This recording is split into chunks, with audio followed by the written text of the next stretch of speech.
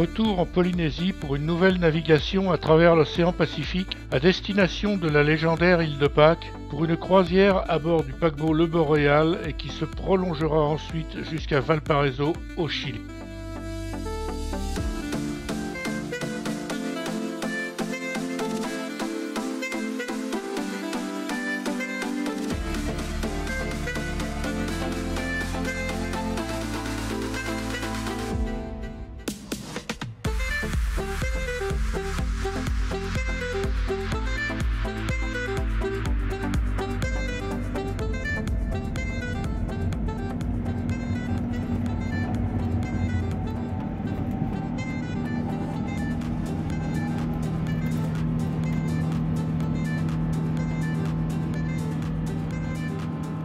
Vouloir se rendre en Océanie de l'autre côté de la Terre nécessite un long voyage en avion, durant lequel on perd rapidement les notions d'espace et de temps.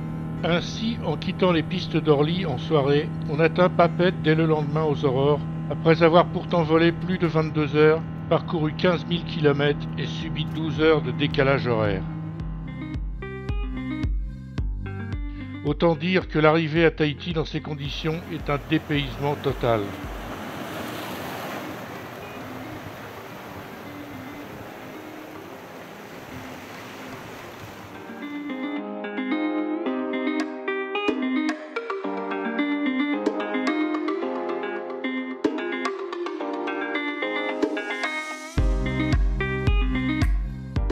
Arrive le moment de rejoindre en fin d'après-midi le Boréal qui attend ses passagers au quai d'honneur du port de Papeete.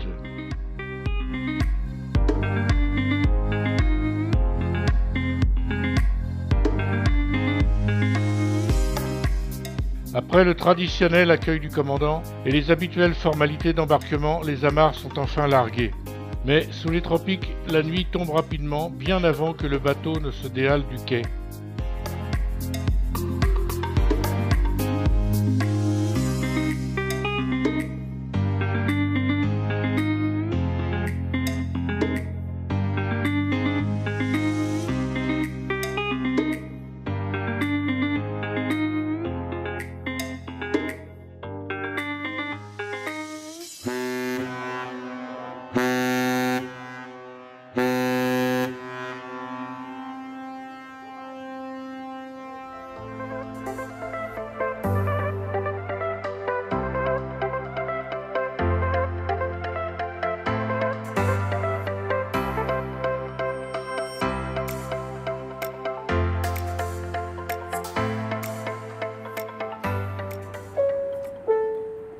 Chers passagers, votre commandant, donc pour ceux qui sont intéressés là sur les ponts, voyez la passe de sortie là avec la bouée verte qu'on va garder sur bâbord et la bouée rouge sur tribord.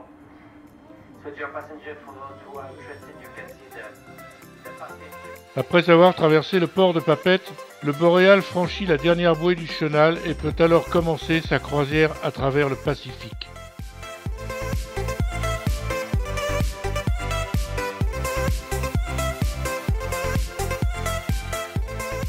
Rapidement hier soir, le Boréal a doublé la pointe nord de Tahiti pour mettre le cap vers l'atoll de Fakarava, éloigné de 250 milles nautiques. Une nuit et une demi-journée sont nécessaires pour couvrir cette distance.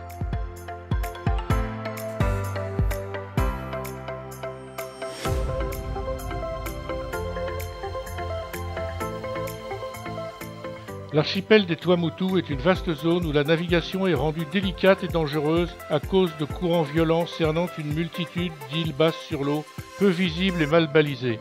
Les radars sont ici une aide indispensable à la sécurité du navire. Émergeant à peine de la mer, Fakarava est en vue. C'est le second plus grand atoll des Tuamotu. Sa ceinture de corail de forme parfaitement rectangulaire mesure 50 km de longueur pour 25 km de largeur et enserre un vaste lagon peu profond.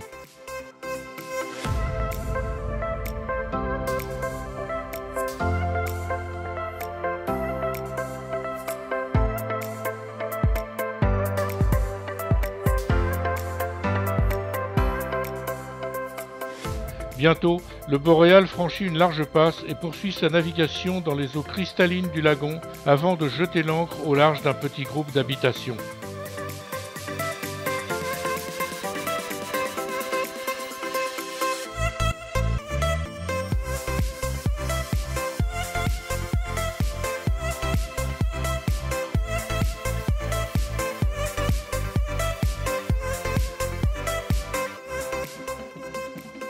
Dès leur arrivée à terre, les passagers sont accueillis en musique et se voient remettre le traditionnel collier de fleurs de bienvenue, avant de profiter des joies de la plage et de la baignade dans l'eau claire et tiède de l'atoll.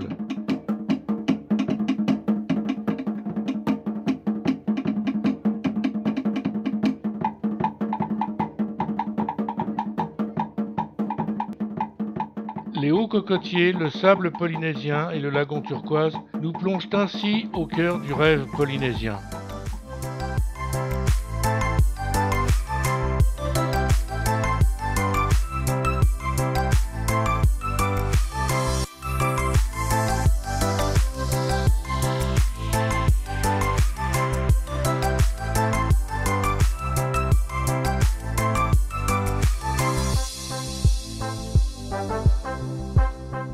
En fin de journée, le navire reprend sa route en sens inverse à travers le lagon, alors que le soleil se couche rapidement.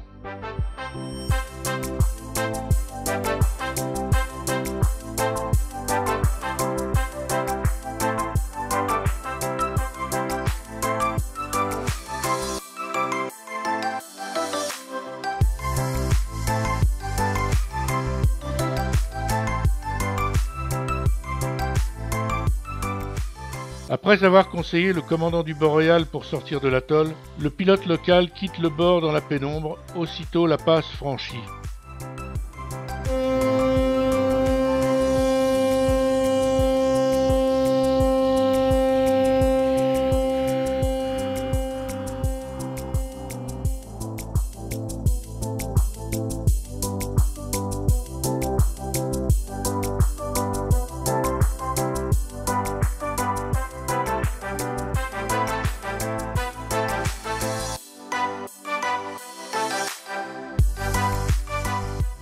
Les îles Gambier, la prochaine escale, sont très loin dans le sud-est de la Polynésie française. Il y a 800 milles nautiques, soit 1500 km à parcourir, nécessitant 2 journées et demie de mer. Aussi, le commandant doit-il faire preuve d'ingéniosité pour distraire ses passagers, en louvoyant entre les nombreux atolls qui jalonnent le trajet.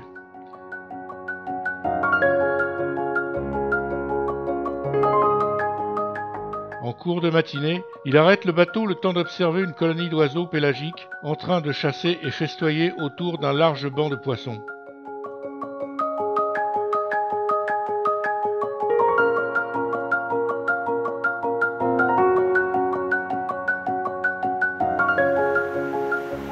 Le lendemain, le Boréal s'approche d'un atoll célèbre, Mururoa, qui était entre 1966 et 1996 le haut lieu des essais nucléaires français. L'endroit ne laisse pas indifférent, le poids de l'histoire est là et de nombreux passagers se sont massés sur les ponts extérieurs pour observer les rares vestiges militaires qui subsistent encore.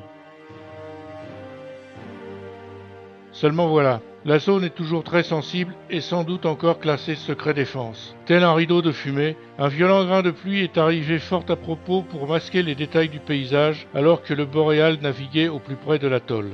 Les curieux ont été bien déçus.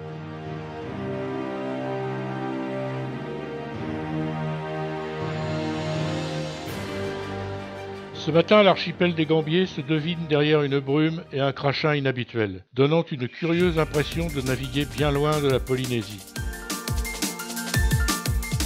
Les îles Gambier émergent au centre d'un grand atoll encore ouvert dans sa partie sud. Ces îles résultent de l'effondrement d'un immense volcan. À l'échelle du temps géologique, ce processus d'effondrement est toujours en cours et dans quelques millions d'années, les îles auront disparu et le récif se refermera en enserrant complètement un très vaste lagon.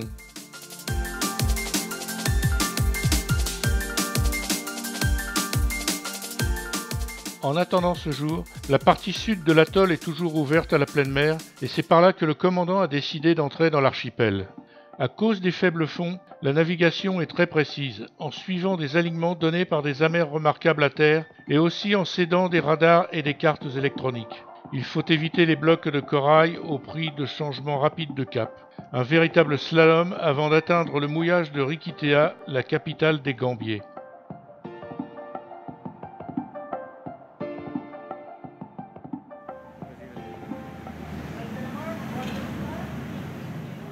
Le Boréal est mouillé très au large et le débarquement s'effectue en chaloupe. Malgré le calme relatif du lagon, le trajet pour rejoindre le quai de Riquitea est plutôt remuant. Mieux vaut ne jamais avoir à utiliser ce genre d'engin.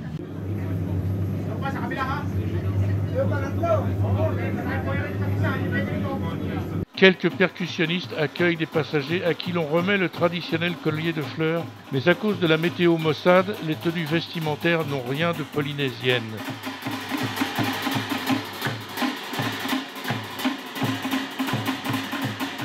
Sous une pluie fine, les visiteurs arpentent l'unique rue du village pour se rendre près de la cathédrale où doit se dérouler un spectacle folklorique, lui aussi perturbé par la pluie.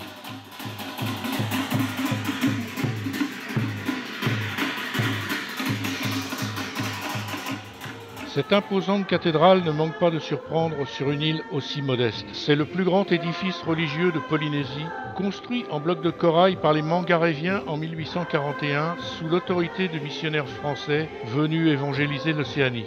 Le chœur et surtout l'autel sont ornés de perles noires et de motifs délicatement ciselés dans le corail ou la nacre. Étonnant.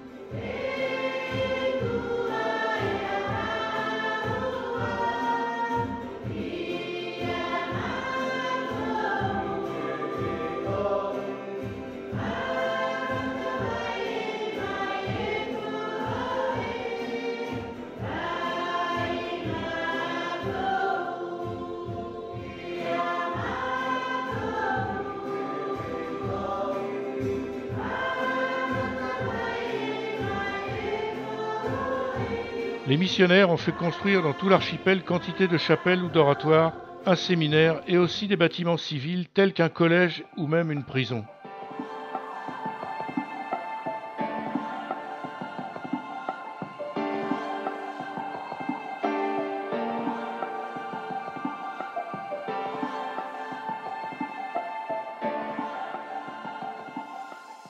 Et sur les hauteurs de l'île, on se prend à rêver de pouvoir contempler ce même paysage sous un soleil éclatant.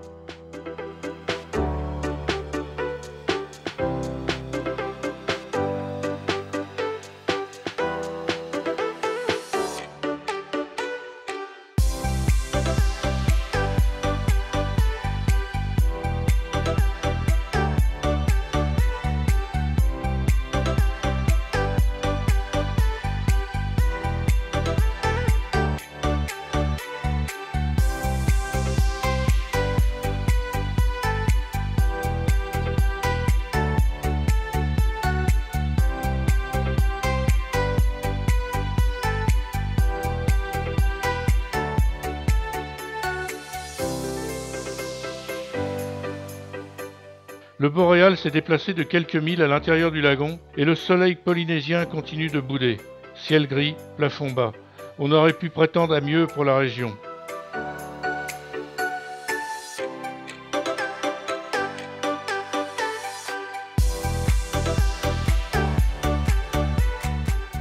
En début de matinée, débarquement sur l'île d'Aokena pour profiter d'une petite plage de sable fin et pour certains passagers, visiter une ferme perlière située au-delà de la plage.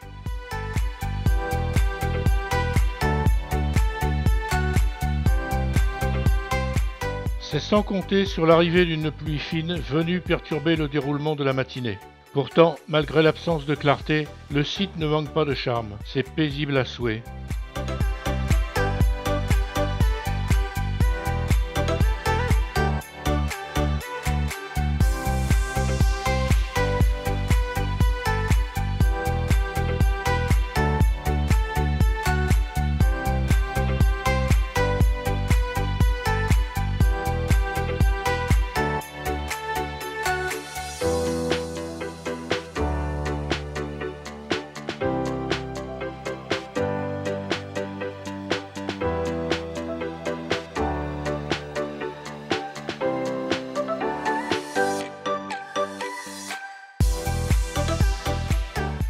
Aussitôt viré la pointe de l'île, le retour à bord en canot pneumatique face au vent et aux vaguelettes s'avère particulièrement mouvementé et humide.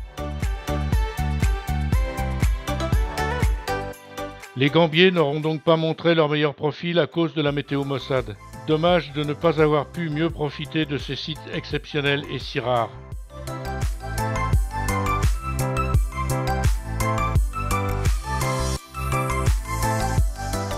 En début d'après-midi, le Boréal remet en route et emprunte le même chenal tortueux à travers les blocs de corail pour sortir de l'atoll et gagner le large.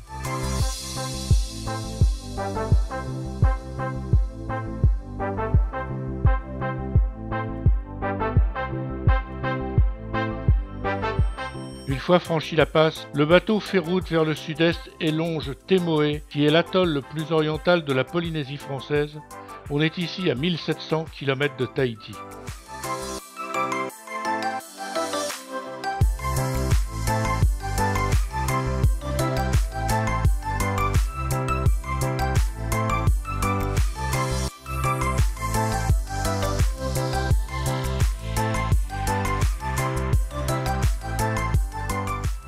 Le Boréal coupe ensuite le tropique du Capricorne.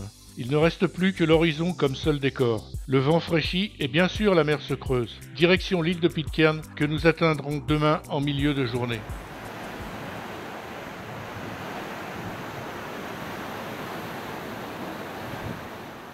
Malgré l'état de la mer, le commandant a poussé les machines pour arriver à Pitcairn et pouvoir y débarquer, pour peu que la météo évolue favorablement. Mais ce matin, on peut déjà en douter. L'étrave soulève de belles gerbes d'embrun qui souvent atteignent la passerelle.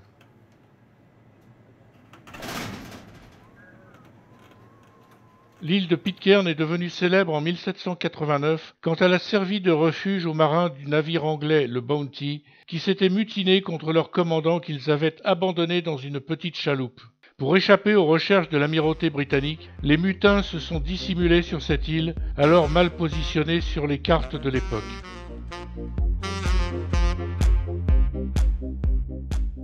Territoire britannique mais géré par la Nouvelle-Zélande, Pitcairn est un ancien volcan dépourvu de récifs coralliens protecteurs. Son isolement et l'absence de port font que les escales des navires y sont rares et surtout incertaines. À cause de falaises très abruptes et sans véritable abri, l'escale de Pitcairn suppose un temps absolument calme, sans vent et surtout sans houle. Pas gagné aujourd'hui. Les mutins du Bounty ne s'étaient donc pas trompés pour vouloir s'y cacher.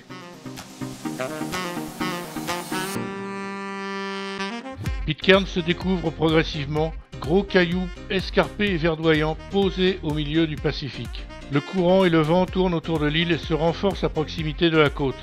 Le bateau est instable, malmené par la forte houle.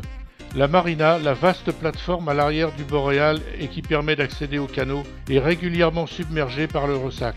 Dangereux.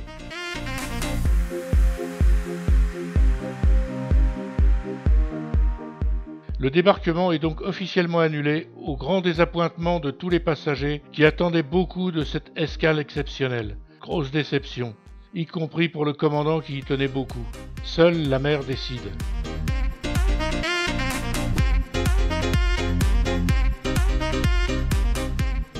Si à cause de la météo, les touristes ne peuvent débarquer, ce sont les Pitcairnais eux-mêmes, habitués à la mer difficile autour de leur île, qui viennent à bord pour vendre leurs produits. Le passage des navires est aussi le prétexte pour doper l'artisanat local.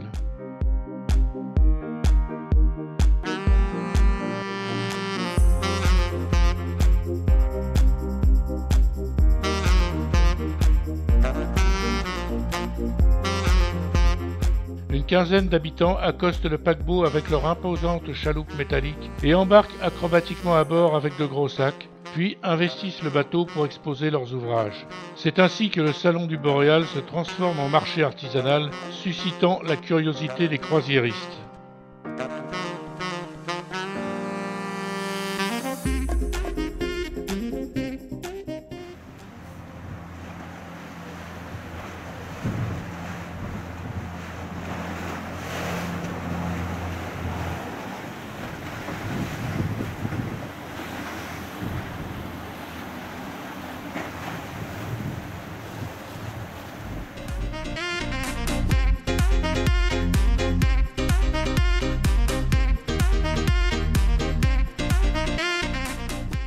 Les affaires ayant été florissantes, les Pitcairnais quittent le Boréal à la nuit tombée et regagnent leur île. De sacrés navigateurs, dignes descendants des marins du Bounty.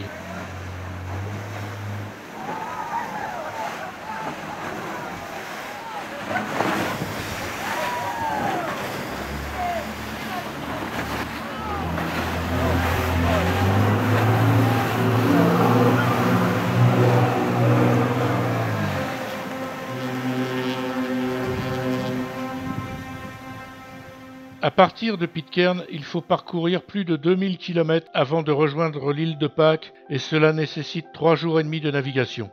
C'est ainsi que l'on prend conscience de l'étendue réelle du Pacifique, un vaste océan qui couvre à lui seul un tiers de la surface de la Terre.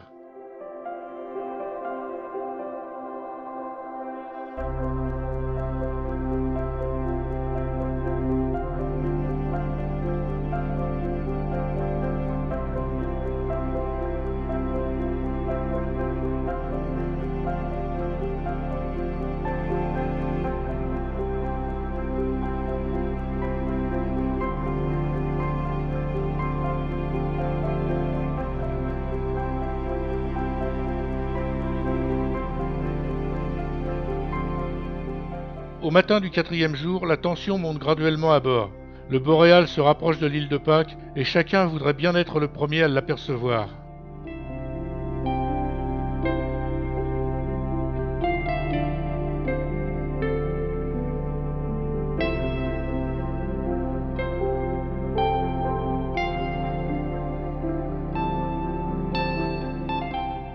En début d'après-midi, un bout de terre émerge de l'horizon. Progressivement, le relief de l'île se dessine de plus en plus nettement. Les ponts sont envahis de passagers impatients. L'approche semble trop lente et puis, miracle, les statues qui ont fait la renommée des lieux sont bien là.